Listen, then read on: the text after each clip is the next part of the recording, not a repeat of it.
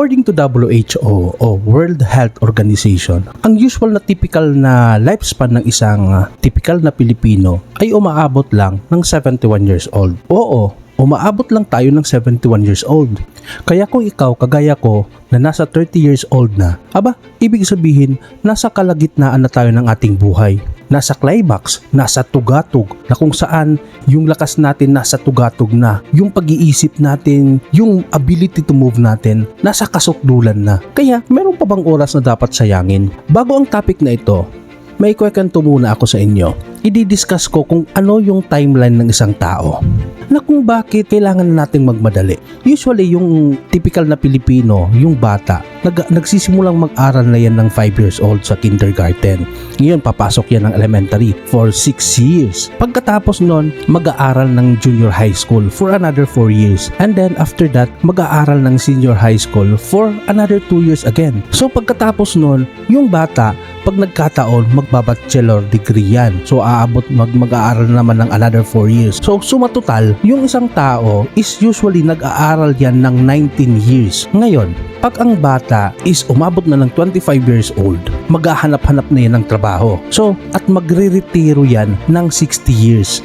Bali, yung isang tao is mag-uubos ng 35 years sa pagtatrabaho. And after that, doon na sila mag-i-enjoy retirement nila kung aabot pa.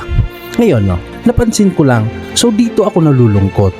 Kasi sa social media, ang dami kong nakikita na hindi nila gusto yung trabaho nila, na para bang sawa na sila sa trabaho, na tila ba naboburn out na sila, na tila ba ang sungit ng boss nila, ang baba ng sweldo, hindi sila masaya, hindi yun yung gustong trabaho nila. Pagka Biyernes, nagpo-post na yon. Sasabihin na, thanks God it's Friday. Tapos pagdating ng Linggo, sasabihin na nila, I hate Monday. Monday na naman, trabaho na naman. Tapos napapansin ko na sa Sabado at Linggo lang sila masaya. O di kaya sa Friday night lang sila masaya. Parang doon pa lang nagsisimula ang buhay nila.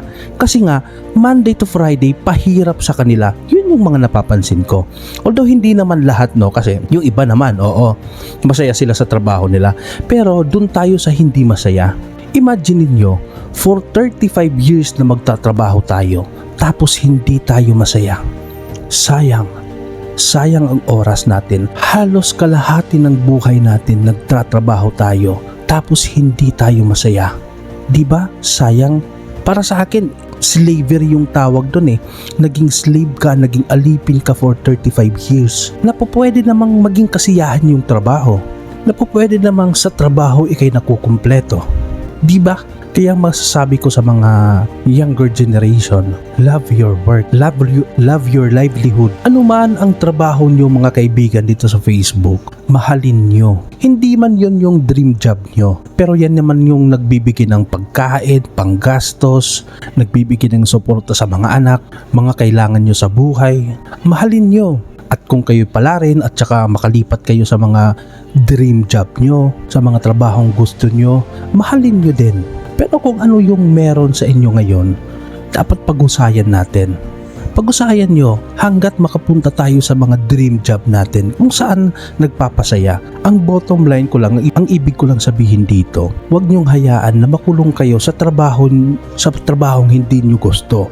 Kung hindi nyo naman gusto, maghanap kayo ng kasiyahan dyan. Kasi sayang yung 35 years. At saka antayin, yung iba kasi nag-aantay na lang ng retirement, tapos dun na sila sasaya. So, kung hanggang 71 years old lang tayo, so 11 years lang tayo sasaya. Nakakalungkot naman. Kaya pag-isipan nyo to. Kaya kung ganyan ang buhay mo, huwag mong sayangin ang buhay. Time is clicking. Tick-tack, tick-tack, tick-tack. Nakakalungkot naman.